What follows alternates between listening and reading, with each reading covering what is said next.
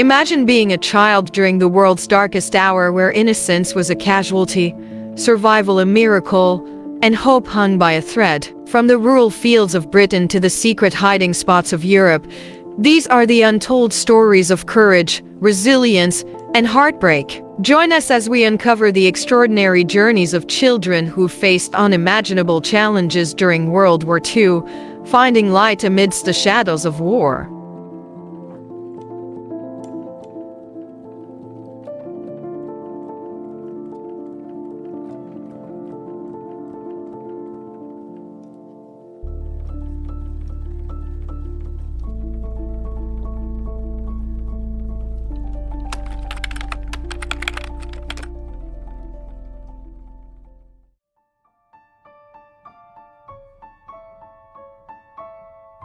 The evacuation of British children during World War II, known as Operation Pied Piper, began on September 1, 1939, as the specter of war loomed over Europe.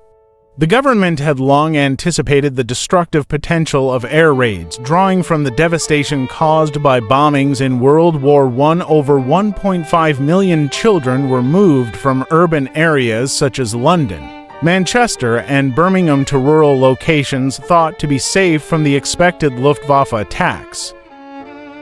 The children carried gas masks in small boxes slung over their shoulders, alongside hastily packed suitcases containing their belongings.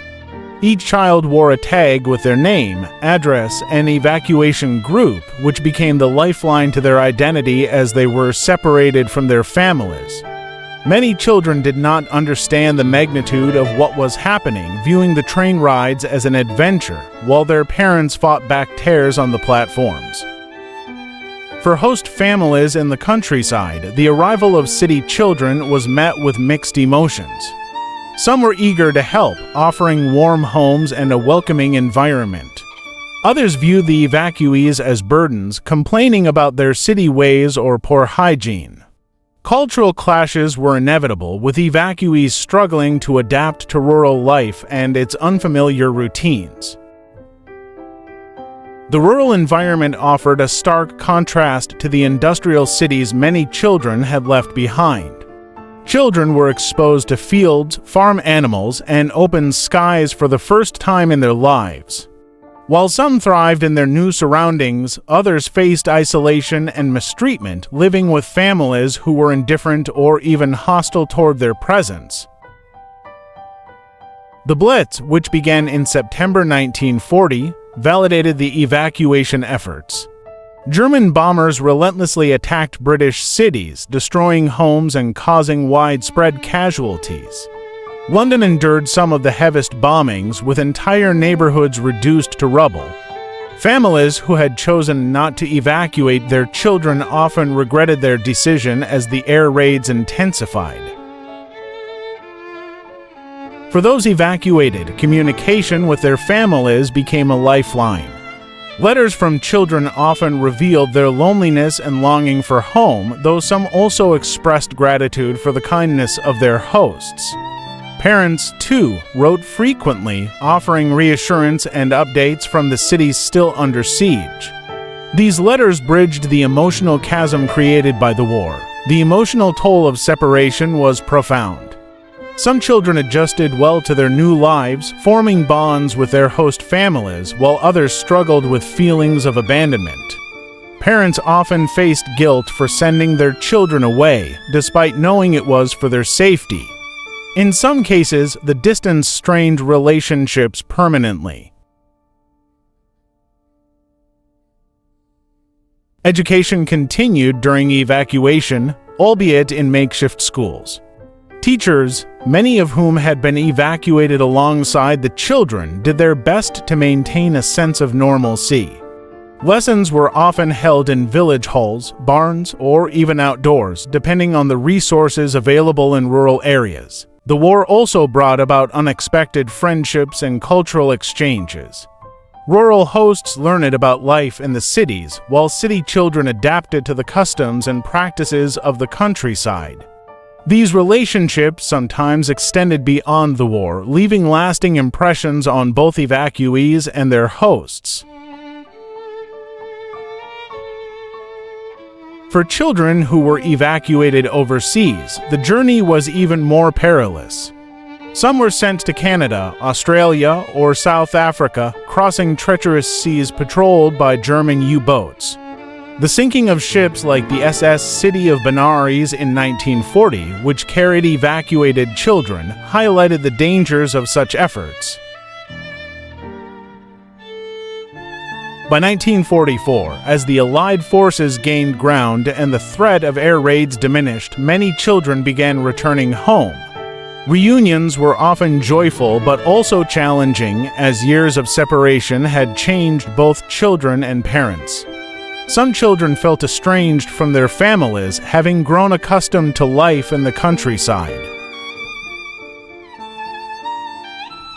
The evacuation program had succeeded in saving countless lives, but it came at a cost. The emotional scars of separation and displacement lingered long after the war ended. For many, the experience of evacuation became a defining chapter of their childhood, shaping their resilience and understanding of the world. Today, the stories of these evacuees are preserved in letters, diaries, and oral histories. Their experiences continue to serve as a testament to the sacrifices made by ordinary people during extraordinary times. Monuments and museums across the UK commemorate Operation Pied Piper, ensuring that this massive effort to protect Britain's children is never forgotten.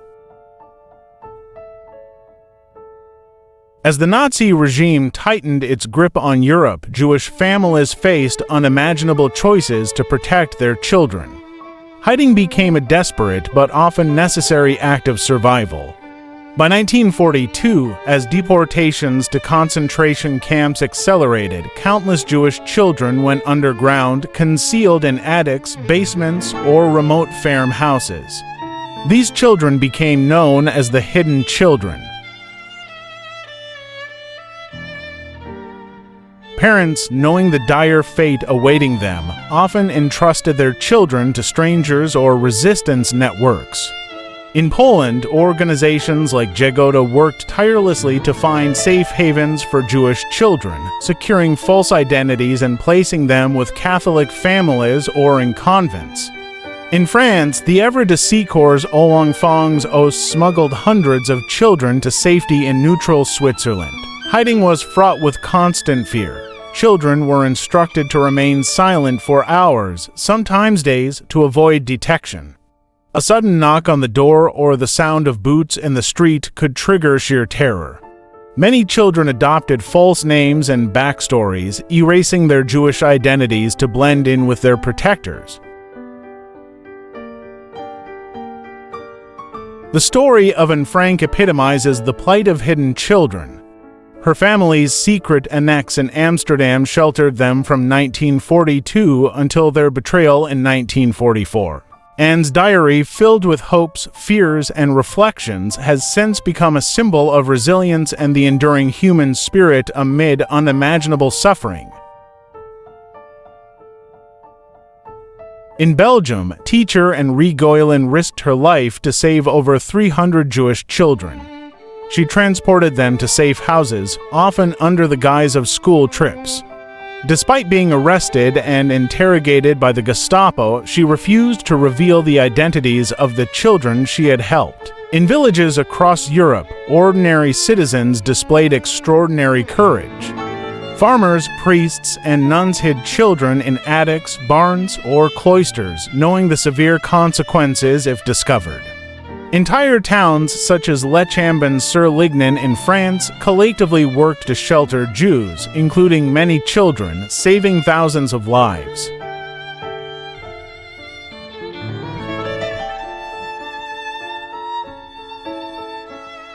Despite these efforts, many hidden children struggled with the psychological toll of their circumstances. Living in isolation or pretending to be someone else led to confusion and trauma. Some children were too young to understand why they were being hidden, while older ones grappled with guilt for surviving when so many others did not.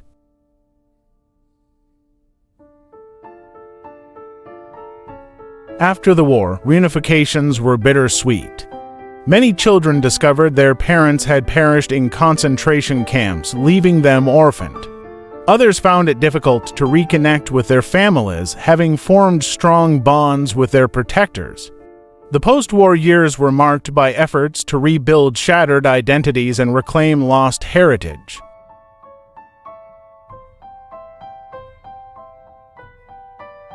The hidden children's survival often depended on the bravery of individuals who defied Nazi laws. Stories like that of the Zabinski family, who hid Jews in the Warsaw Zoo, or Miepges, who helped the Frank family, illustrate the extraordinary risks taken by ordinary people to save lives.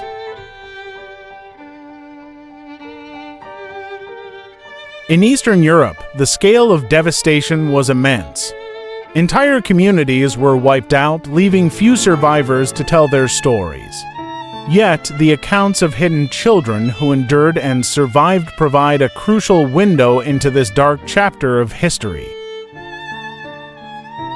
Organizations like the Jewish Foundation for the Righteous have worked to honor the non-Jews who risked their lives to save Jewish children. Their stories remind us of the capacity for compassion and bravery even in the face of profound evil.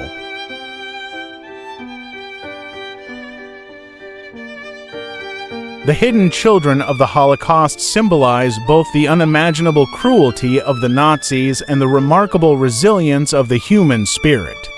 Their survival was a testament to the power of hope, courage, and the kindness of strangers.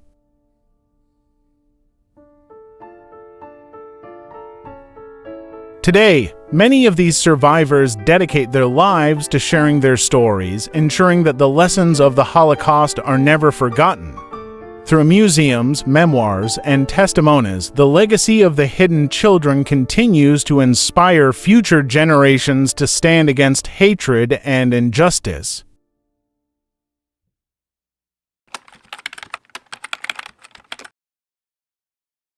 Welcome everyone, ready to dive into a pretty heavy but crucial part of World War II. Definitely. And it's not often we think about the kids, right? Right. Operation Pied Piper, evacuating all those British children, and then at the same time, you have Jewish children being hidden all over Europe, both facing incredible danger, but in such different ways. Yeah, it makes you think about the choices these kids were forced into. Adult decisions, but they had no say, really. And what that does to a person long term, you know. We're lucky to have some really personal sources for this deep dive. Diaries, firsthand accounts, and even some research on the lasting effects on these kids, psychologically. Wow, fascinating. But let's start, I think, back in '39. War's declared, and everyone in Britain is remembering what those WWWI bombings did. Oh yeah, the government, they knew they couldn't risk that again. Protect the people, the kids especially. But the scale of it, just moving that many people. Over 1.5 million children out of the cities. Unbelievable. It wasn't just finding families. It was trains, registration, keeping track of everyone and all that chaos. And imagine, this is before cell phones, before the internet. You're a parent, you send your child away. Letters. That's all you got. Waiting, wondering, are they okay? And for the kids, it's more than just missing home. Your whole life is flipped upside down. You're a kid from London, suddenly you're in some village. Totally different customs. Even the food, probably. I read about kids who couldn't even understand their host families at first. The accents were so thick. It's amazing how different those experiences were. Some kids, the sources say, they loved it. Fresh air, feeling safe, making friends. Right. Such a change from that fear in the cities. But for others, it was really tough, like being an outsider, feeling like you didn't belong. Bullied, maybe, for being a city kid. Yeah. Homesick, all alone. And you have to remember, back then, there was a lot of suspicion towards anyone different. Plus, wartime, everyone's struggling. City kids may be seen as a burden, yeah. And we can't sugarcoat it. Not every host family was good. Some accounts talk about neglect, even abuse. You really see how this whole huge plan, it all came down to individual people and their choices. That's so true. And then, of course, the Blitz starts in 1940. London especially getting hit hard. And suddenly, even those families who didn't want to send their kids away, they realize it's serious. Those diary entries, they're so powerful. Kids hiding in shelters, the sound of planes constantly overhead, bombs. I can't imagine that terror. And the parents, feeling guilty but also relieved their children were safe. It's such a complicated emotion. But even being safe, that separation had to do something to you. Right. We're so used to instant communication now, but back then... There's just those letters. So precious. And you can feel it in the words, the parents trying to be strong, but you know they're worried sick. The kids trying to explain what it's like, this new life. It makes you realize how war tears apart more than just buildings. It rips at the heart of families. And that's something both those British kids sent away and the Jewish children in hiding had to deal with, though in very different ways, of course. Right, because for those Jewish children, it wasn't bombs they were hiding from. It was something far worse. Systematic persecution and the looming horror of the Holocaust. To survive, they had to disappear, become invisible in a world that suddenly wanted them gone. Imagine that pressure on a child. Being told to deny who you are, change your name, stay silent, always pretending to be someone else. What does that do to your sense of self as you're growing up? And the sources we have, the accounts from hidden children, it really hits you. That constant fear of being discovered, the nightmares, not being able to trust anyone, even those trying to help. And it wasn't just the fear, right? It was the loss. Yeah. Losing your family, your community, everything you knew. And so many of them, they survived, but their families didn't. That's survivor's guilt. How do you even process that as a child? It's hard to fathom. But it's amazing, too, how many people risked everything to help. Like Ogota. In Poland, they were incredible, finding hiding places, forging documents, whole underground networks to support these kids. Wow. And it wasn't just organizations. People like André Gulen in Belgium. She saved hundreds of children, risking her own life, escape routes, hiding kids in convents and schools, even facing down the Gestapo to protect them. It's hard to believe the bravery of people like her, standing up to that kind of evil, doing everything they could to save innocent lives. Yeah, it's inspiring. Yeah. But it's important to remember it wasn't always a happy ending. Many children were caught, sent to the camps. It shows just how high the stakes were and how devastating the consequences of failure could be. But even with all that tragedy, there are still these incredible stories of resilience and hope. Absolutely. And one of the most well-known, of course, is Anne Frank. Her diary, it's such a powerful reminder of how the human spirit can find beauty and meaning, even in the darkest times. And it's amazing, Miep Gies, one of the people who helped hide the Frank family, she saved that diary, made sure Anne's voice, her story, would live on. It's powerful, yeah. And her story isn't unique. There are so many others documented in museums, archives, personal testimonies, all these voices telling us about courage, resilience, and the spirit to endure things most of us can't even imagine. And we have to remember them, not just as a history lesson, but as a source of inspiration and a challenge to do better, to fight against hatred and injustice wherever we see it. Yeah, absolutely. It's hard to even grasp, all these different experiences for these hidden children.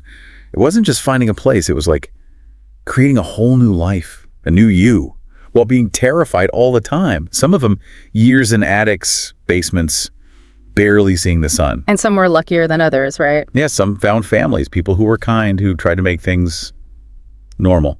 As normal as it could be, I guess. But others, it sounds like it was just constant hardship, always hungry, never knowing if you'd be discovered. Right. Always moving, never feeling safe. It's incredible how adaptable kids are, how much they can handle. And you see that with groups like Ugota in those sources. Not just hiding places, but forged papers, new identities, even escape routes to other countries. And all this right into the Nazis' noses. It's amazing how they did it. Networks of people, secret codes, figuring out the loopholes in the system. It's like a spy movie. Seriously. High stakes, though. Kids' lives on the line. One thing that stuck with me, they used coded language in letters and messages to avoid detection. Oh, yeah. André Gulen, the woman in Belgium who saved so many kids. She was brilliant at that, like organizing these fake school trips, moving kids between hiding spots right in front of the Nazis. Unbelievable. And she always seems so calm, even with all that danger around her. She even memorized every kid's name, all their details, just in case she was caught so they couldn't get the information from her records. Wow. Talk about dedication. And she's not the only one.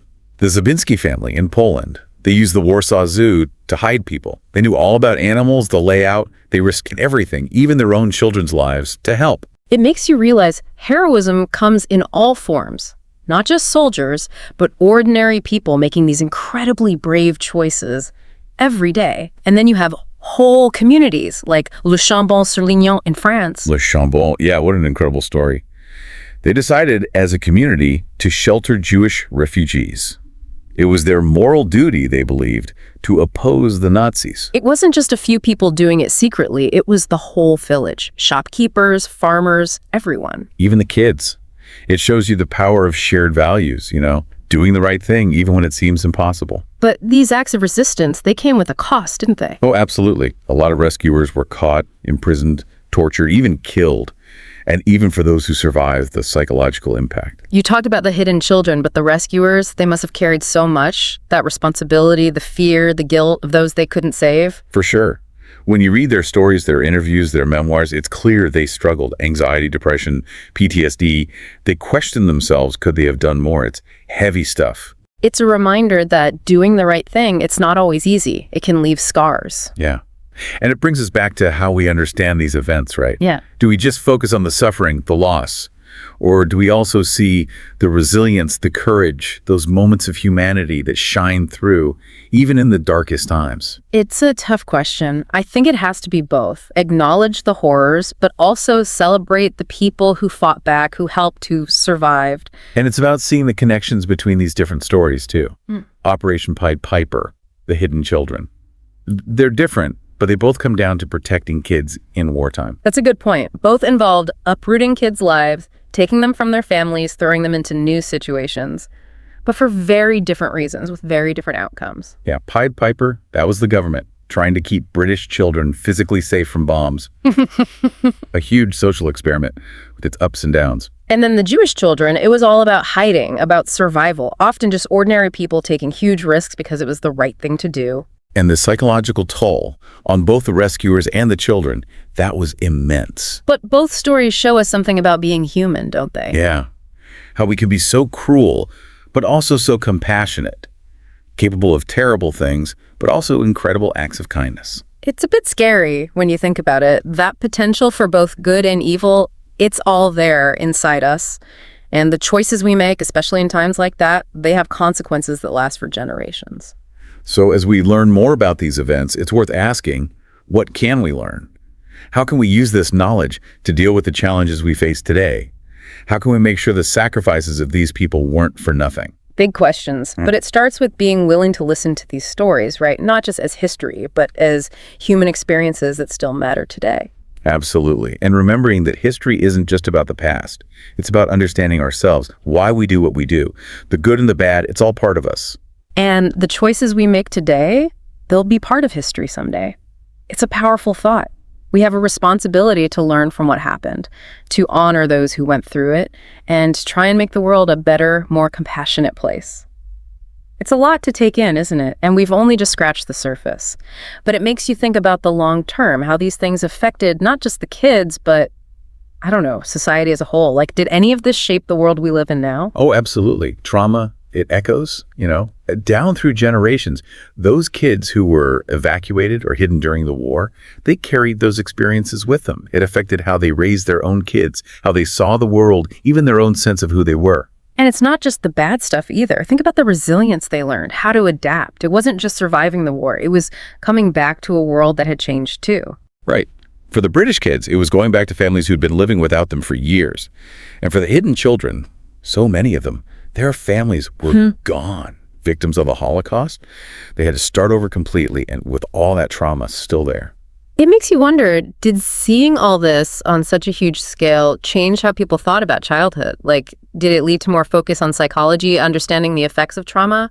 It's definitely possible. I mean, so many kids were affected. It had to make people realize that their emotional needs mattered. And what about the rescuers? All those people, communities even, who risked so much to protect these kids.